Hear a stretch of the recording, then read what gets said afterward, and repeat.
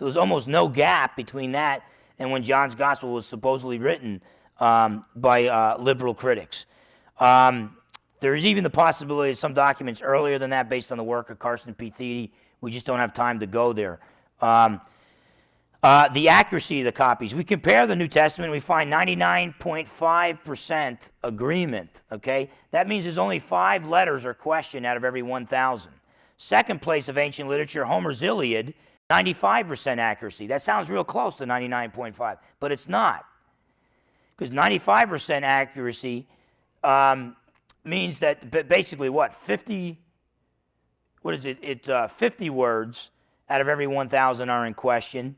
With the New Testament, it's only 5 words out of every 1,000, okay?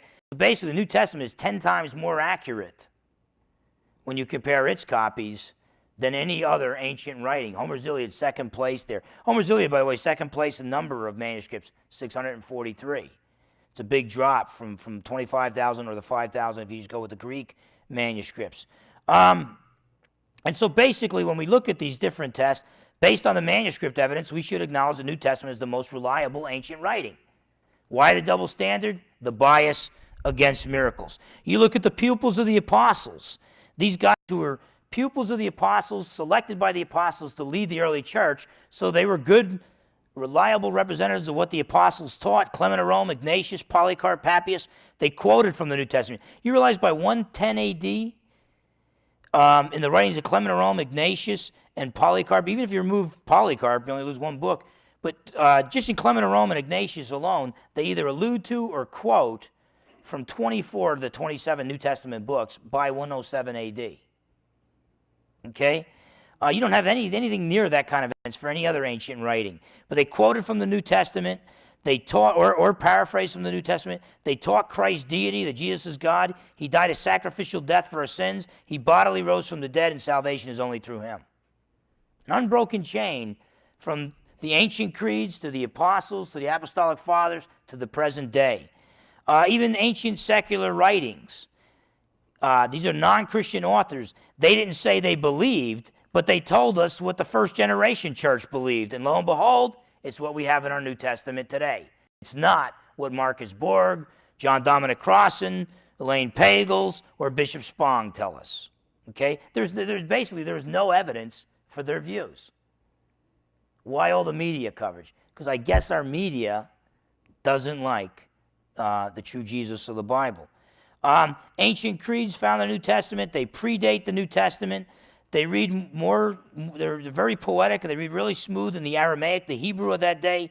In the Greek, they're kind of choppy and all. They have a poetic style, so we believe they're either creeds or hymns recited or sung in the early church. So before each church, they didn't have copies of the entire New Testament, so they repeated these creeds or sung these hymns, or sang these hymns to train the believers in what they believed. Well, these creeds, okay, teach that Jesus is God, that he bodily rose from the dead, that he alone is Savior, and the list goes on. They teach exactly what we have in the New Testament today, exactly what the liberal critics, these quote-unquote experts, say the early church did not teach, okay?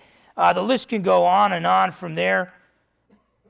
Acts had to be written before 62 AD because it doesn't talk about James's death in 62 AD, nor does it talk about Paul's death or Peter's death in 67 AD or the destruction of the temple in 70 AD, even though those are 4 key players in the book of Acts. It ends abruptly in 61 AD with Paul in Rome in chains, okay? The only reason for that is if Luke wrote to the present day and mailed it off to Theophilus. But Acts is the sequel to Luke, so Luke had to be written earlier than 61 AD.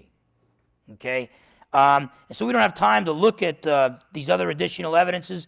Good evidence, the book of Hebrews had to be written before the temple was destroyed in 70 AD, because he's arguing that Jews who accepted Christ shouldn't go back to Judaism and the temple sacrifices, because the fact that the priests are still standing, still offering animal sacrifices, means that the bloodshed of animals doesn't take away sins. But Jesus, by offering himself once for the sins of mankind, he now is seated at the Father's right hand. His work is done. His sacrifice alone takes away our sins.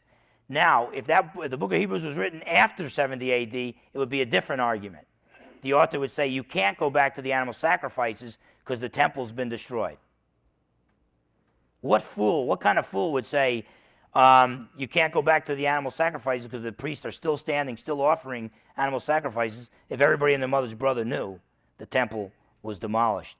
But whatever the case, keep in mind, just because these guys, these New Testament scholars are Peter Jennings' favorite New Testament scholars, doesn't mean they're cutting edge and they speak for the majority of New Testament scholars. The evidence is stronger today than at any other time in recent history for the reliability of the New Testament, and that the Jesus of the Bible is in fact the true Jesus of history. Thank you and God bless you.